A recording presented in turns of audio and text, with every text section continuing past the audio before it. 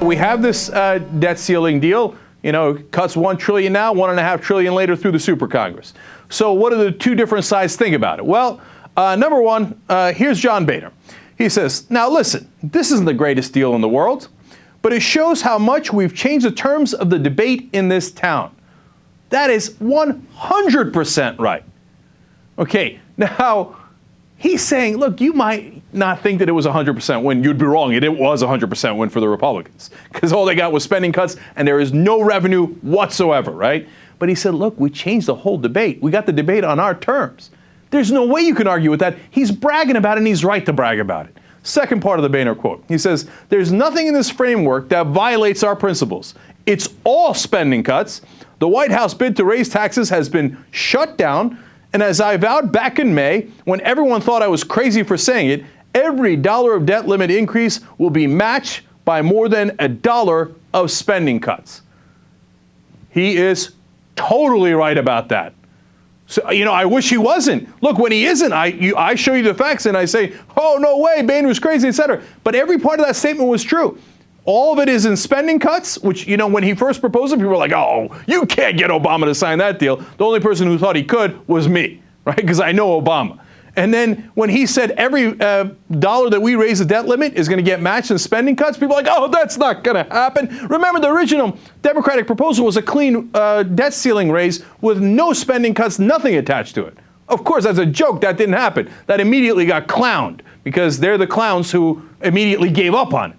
And then they said, all right, but you know what? We got to have revenue increases on top. And then did they have revenue increases? None, not a single dollar.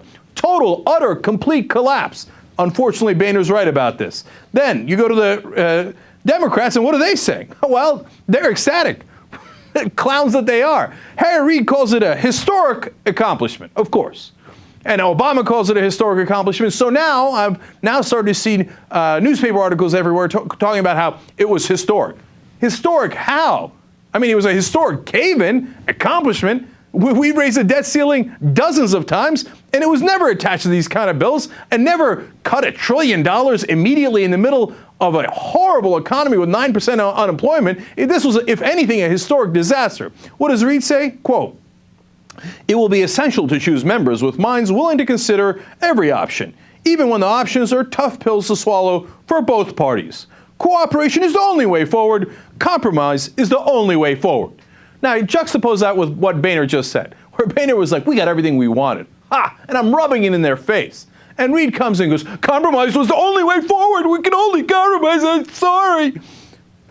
It'll be essential for both parties to swallow tough pills. Which tough pills are the Republicans swallowing? They're bragging about how they got everything, and they're right. You're the worst. Okay, but I'm sorry, he's not the worst. David Axelrod is the worst. He's the genius strategist for the White House. He says, quote, in the short term, everyone suffers politically. In the long term, I think the Republicans have done terrible damage to their brand because now they're thoroughly defined by their most strident voices. This clown thinks they won. He thinks the Obama White House got no revenue increases, which is what they absolutely demanded in every single speech. And he gave away $2.5 trillion in spending cuts, and this clown of the earth thinks he won. You didn't win, you got slaughtered. You got killed, you got bamboozled. He says, oh no, but now the Republicans look extreme. No, they don't. The Republicans look like they got everything they wanted. They look smart, you look stupid. And you look incredibly weak. He thinks, oh, but he said, both suffered politically. Really? What did the Republicans suffer? What did the Republicans suffer except getting you to agree to every damn thing that they wanted? No, the president suffered, and you have no idea, because the president looks incredibly weak now. She was walking with a limp.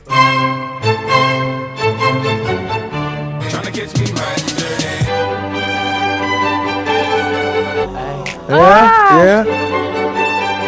Do I look cooler when I do that? No, not buying it. Put down your sandwich. I need to judge who ate the most. I won, right? Did Anna win?